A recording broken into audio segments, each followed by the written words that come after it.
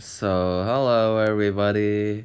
I'm going to analyze Rien, the index nurse father from Limbus Company, because I haven't seen any Rien analysis videos on YouTube doing it, and I think he's a really interesting character. I'm also reading from a script that I wrote, so it might sound a little unnatural, but yeah, it's the first time I'm doing a video essay, so I thought it'd be good to structure the video rather than ranting off about the things that I find interesting about him. So the script can be found under the video, in the description if you wanna read it. I don't know. Anyways, if I got anything wrong in the video, feel free to correct me. Anyways, I'm gonna yap now. But hold on, before we actually talk about the guy himself, I wanted to explain what the index is so we're all on the same so we are all on the same page. The index is one of the five fingers of the backstreets, having enough power to rival wings. And the way they operate is they follow prescripts that come from a source they don't know, but in reality it comes from some underground thing that takes every single sound of the city or something, and then the weavers, translate it, and then those are the prescripts. But most of them don't know where they come from. But yeah, whatever. Anyways, there's like four roles. There's proselytes, proxies, messengers, and weavers. Proselytes carry out prescripts like all the other members. They can also be promoted to other roles if the prescripts want them to. So they can also deny the promotion from what I read. And as for proxies, they're basically the executioners of the index, mostly executing those not doing their prescript. There's messengers who deliver prescripts to other members, and weavers transcribe the prescripts, translating them. And with that out of the way, who is Rian? Uh, well, first of all, I'm pretty sure he's French. Probably. We see him using French a couple of times, like when losing a clash to Ryoshu for the second time, I mean, counting for Procuration Hermes, specifically 3 and 9, like Troy and I don't know how to pronounce those, but whatever. Actually, though, Rien is a proxy of the index, but not just any proxy. He's the Oracle's proxy. He's like God's special boy. Anyways, I don't know what the specific differences are between a proxy and the Oracle's proxy, but I'll note some differences between him and a normal proxy. Unlike a regular member of the index, he doesn't receive his prescripts through some lame paper slips. He gets them through his Oracle device. He keeps up with the times. Where was I in this script? Fuck.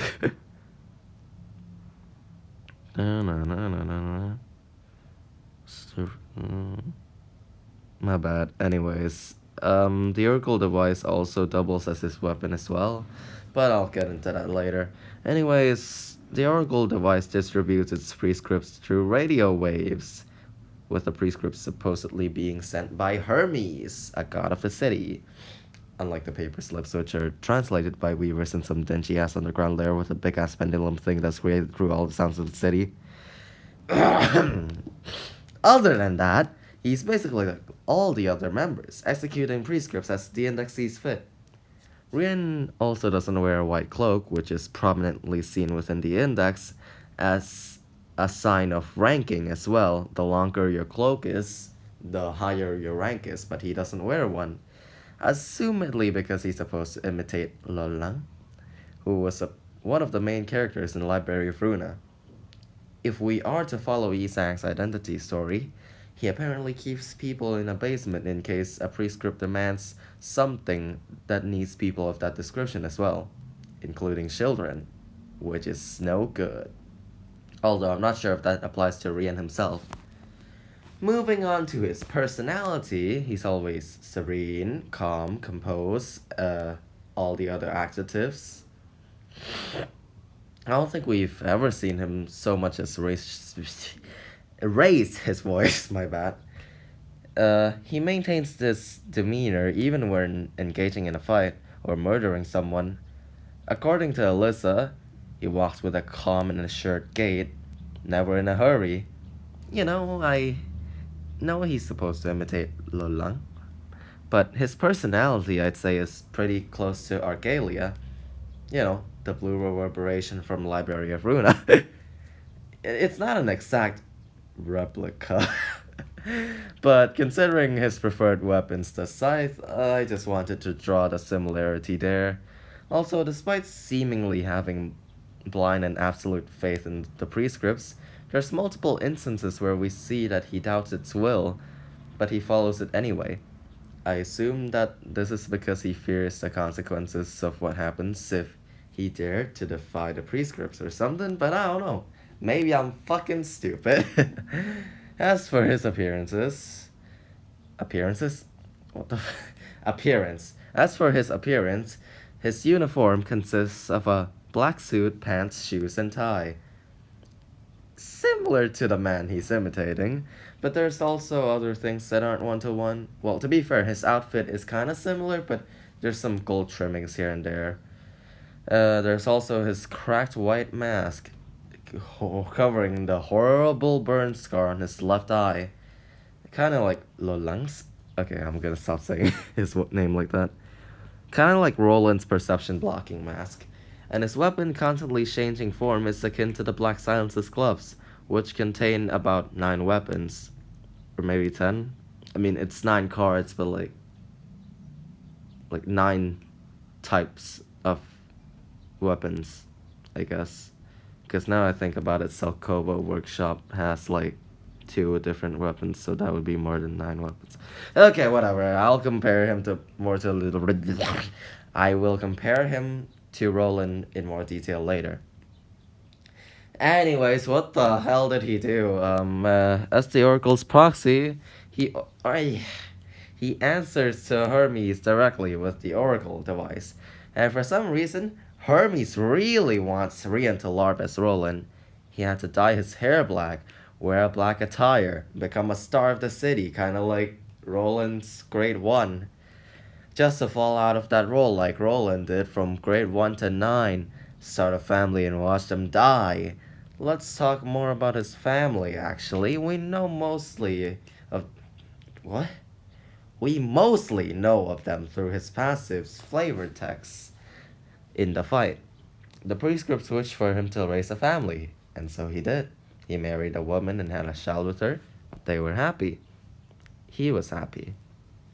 One day, he had to take a quick trip up north, kind of like Roland. Kind of like Roland going to District 23 to give Olivier some, backup.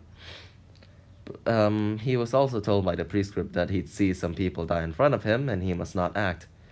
Turns out it was his family. Yeah. And clearly he was devastated from their deaths, as seen in his passives. Though, yeah, I'm gonna draw the parallel here real quick. It's kind of like Yoshihide from Hellscreen. Like, there's this one thing, like, he sees his family burning in the house or something, and he sees it as a work of art. Anyways, moving on. According to Isang's identity story again, he most likely crushed the Sway's southern sections too, similar to Roland's rampage of the middle in the south. At one point, he harbored a suspicion that he was supposed to mimic someone, but he didn't know who, which nearly made him defy the prescript, but he came to accept it.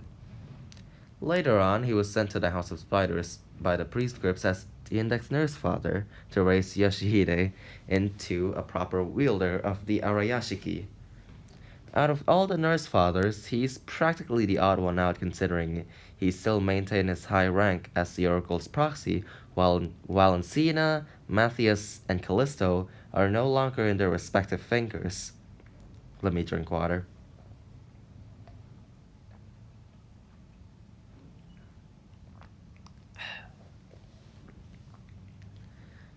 Anyways, out of all the Nurse Fathers, Rien seemed to be the most caring towards Yoshihide, doting on her frequently when she was still in the House of Spiders, albeit this was due to the prescripts.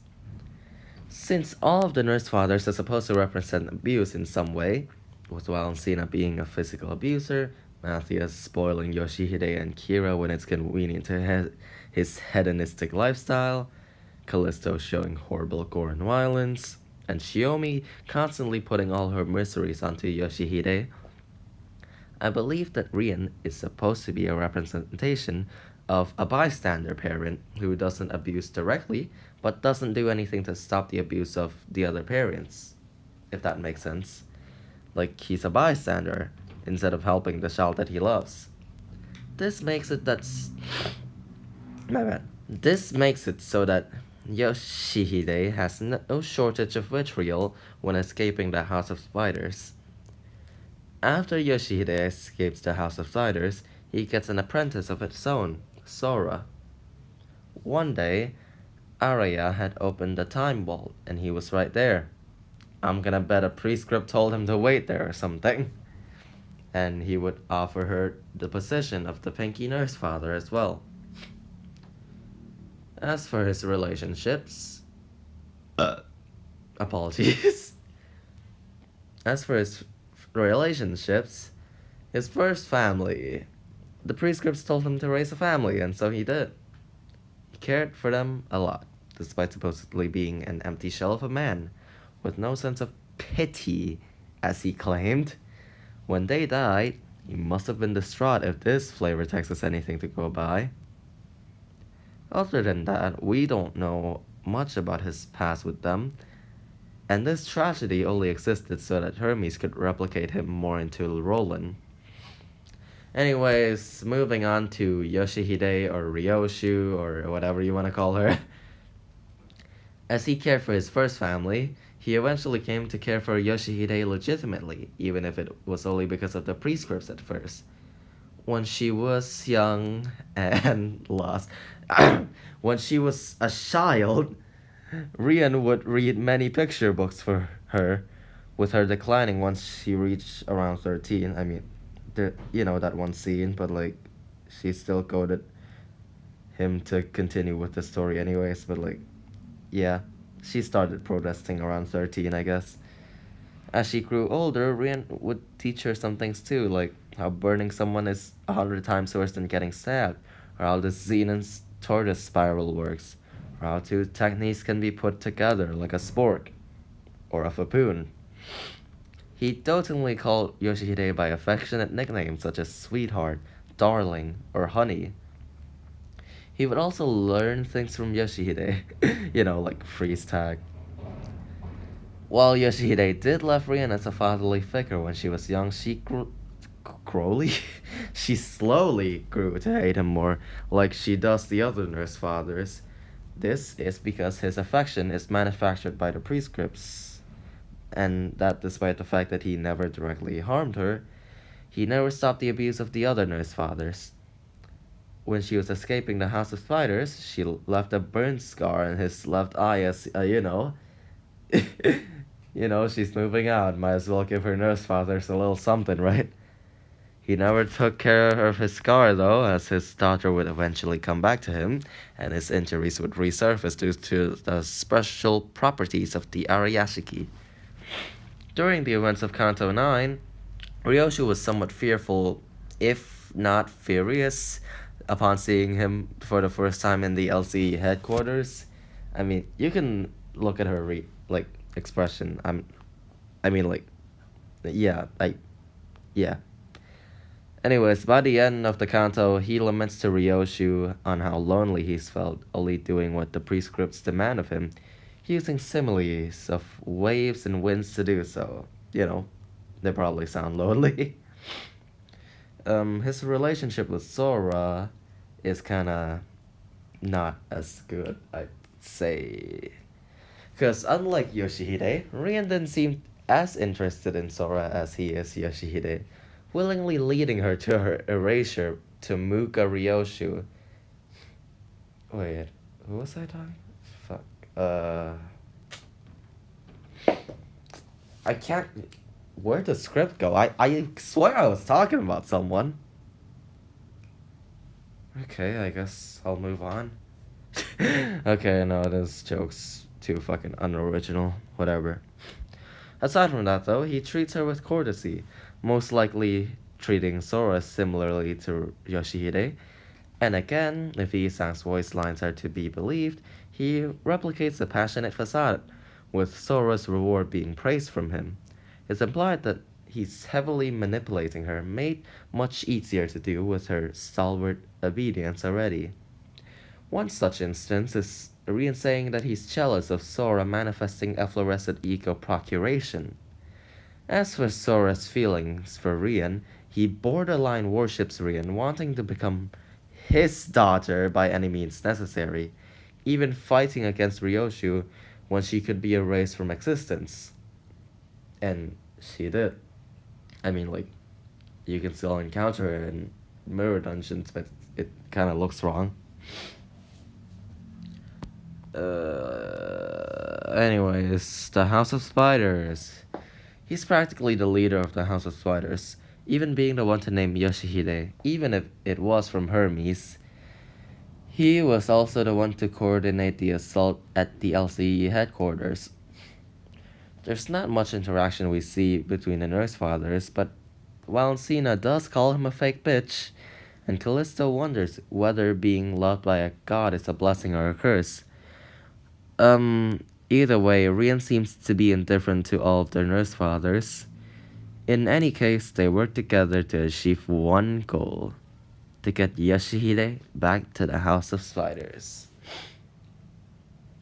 Anyways, comparison between Roland and Rien. This was bound to be in the video. Anyways, as expected of the imitation of Roland, the man bears many similarities to him.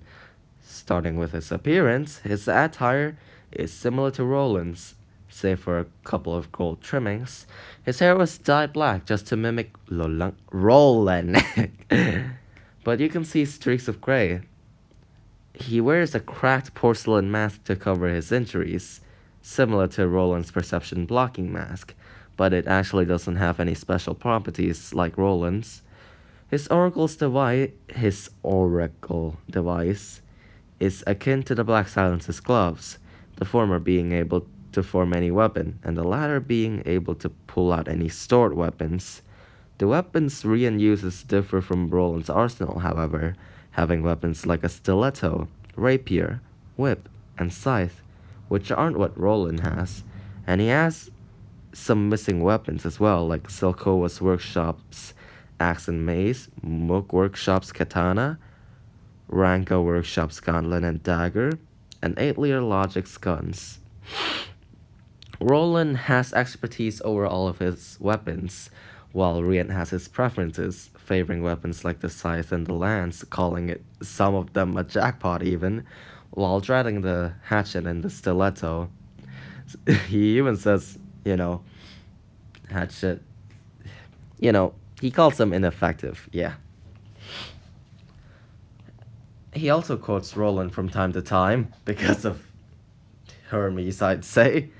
Like before his fight, he says, that's that, and this is... Fuck, no, that's the wrong one. I mean, before his fight, he says, alright, let's get started, just like Roland. And then, with Furioso Crescendo, he says, do not resent me so, my darling daughter. That's that, and this is this. If I remember that correctly. Oh yeah, he also copies Roland's Furioso, use 9 weapons, and then, after all that's happened, this day has finally come. Oh yeah, that's also another quote. There's also Isang's identity story, when he's saying, too big for one person, what was it? It's a line that Roland says when he's in his house alone, on his couch. I think it was the Hesed realization. This video is a mess. Anyways, though, even their stories are similar. with both of them losing their wives and children in a tragic situation, with one being from a distortion that couldn't have been predicted in District 9, the pianist, and one that was premeditated from Hermes and the prescripts and whatever. During their family's deaths, Roland had to take a trip up north to Y Corp to give Olivier help, and Rien went up north too, for unknown reasons. Probably because of the prescripts, but there was probably another reason too, maybe. When they came back, Roland's wife, Angelica, was already dead, while Rien had to watch his family die as he did nothing, as he was told to do nothing. After their family's demise, Roland lashed out at many factions, including the Middle Southern branch, the Rumenos cartel, like a subsidiary of the Thumb. He also lashed out at a lot of other factions. Let me think. He killed a guy who was starting a cult with gears or something. He's killed the pianist, which was honestly good for the city, but it pissed off some maniacs. He killed the attempt at reviving someone was trying to revive their son, and then he killed them. Well, he killed his son. There's also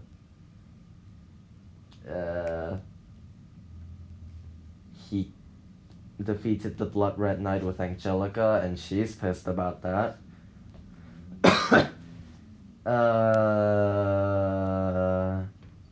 He also, tricked. Okay, this was like way before the pianist thing, I think.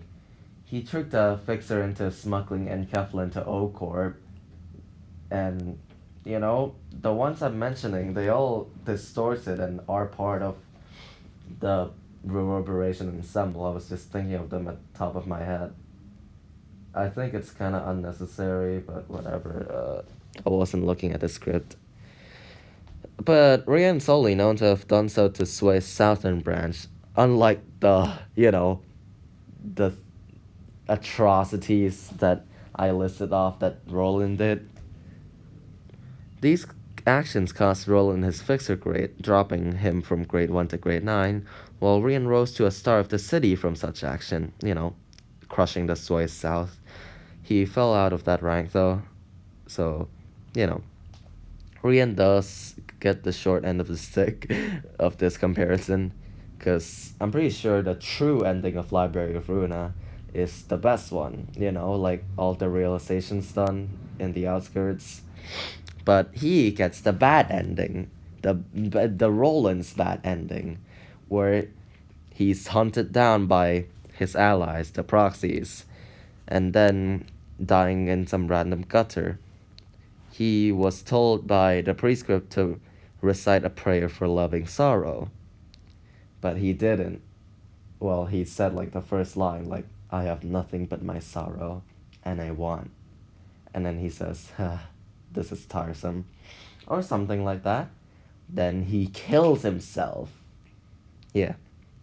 There's probably more parallels, but I can't bring up any more while writing the script, because I'm thinking of them at the top of my head.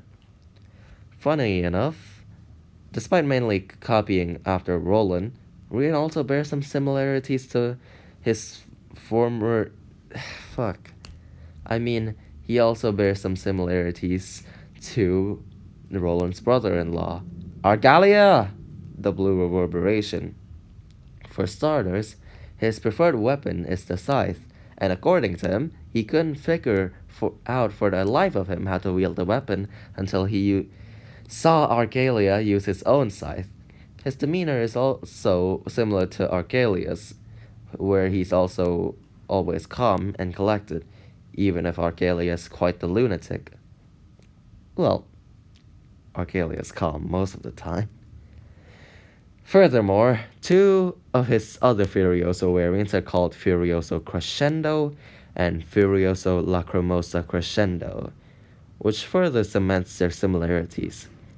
Lastly, though, and this might be a bit far-fetched, the House of Spiders is somewhat similar to the Blue Reverberation Syndicate, the Reverberation Ensemble, both consisting of a powerful, though limited, number of members. The members of the House of Spiders don't treat each other very well, while the Reverberation Ensemble genuinely get along despite their differences. And also, Rian is part of the House of Spiders, while the Reverberation Ensemble is a group of mostly people who's been wronged by Roland in some way, except Greta and Oswald. I don't know why they're there. Oh yeah, I mean yeah, they have they want to steal the library's light, but like they don't really have anything against Roland. They're just there. Anyways, I'm getting off track. Uh, yeah, the members of the House of Spiders, you know, they have a shared goal, being to bring Yoshihide back, while the Reverberation Ensemble wants to steal the library's light to change the city. They also share a faction similarity, like the House of Spiders solely consisting of finger-related members, while the Reverberation Ensemble solely consists of distortions.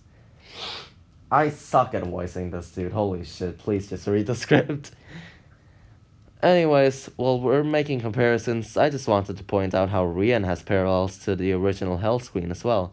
Not as the Lord of Harikawa, but as Yoshihide himself. Both are working for a cruel lord, with Rien working for Hermes. Both of them have a form of aphantasia, with Yoshihide not being able to paint what he hasn't seen, and Rien wanting to follow an author's interpretation with no room for error, making him only read picture books. Their magnum opus revolve around their daughters, Yoshihide having to watch his daughter burn in a carriage to paint the hell screen, and Rien turning into Rien turning Ryoshu into her state of Muga, the non-self. They also both kill themselves after their work, with Yoshihide hanging himself and Rien sporking himself. Though Rien's suicide was more so an act of defiance to the prescripts and also the fact that he's too injured to survive other proxies coming after him anyways. Alright, as for the actual story, in Canto 9 he didn't play much of a role in the LCE raid, taking out some LCA recons, sharing the code of the Zenon's Tordial Spiral, being Ryoshu's birthday, then dropping the safe that Araya was in to goad Ryoshu into coming back home. We did see a couple of flashbacks too, like how he gave her lessons, reading her picture books, giving the spiral to the Dihui star to stab her pet, Saru, but we get to see more of him in the third part of the canto. He tells Ryoshu and Ko to get to the Dihui star if she wants to fight an Arya, and then he takes care of the LCA team again. These guys have never gotten a single win aside from Otis's identity story. Once Ryoshu fatally wounds the Dihui star, who turns out to be Arya, she turns into her state of non-self, Muka. She slices everything away, losing herself in the process, and then Rien reveals that this was the purpose of the House of Spiders, for Yoshihide to erase what the Fingers want to discard. However, with the help of Dante's Shane and Arya, she returned back to normal. Everything's practically settled, and only he remains in the House of Spiders. Ryoshu is able to properly wield the Arayashiki now. And before his fight, he recalls the story he told Ryoshu about the spider who wanted to leave its web, and so it consulted the chrysalis on how to do so. It told the spider to circle around the web 3,000 times, another set if nothing changes, and another set if everything's still the same. Nothing changed after all that, and the spider, it got angry, it got pissed.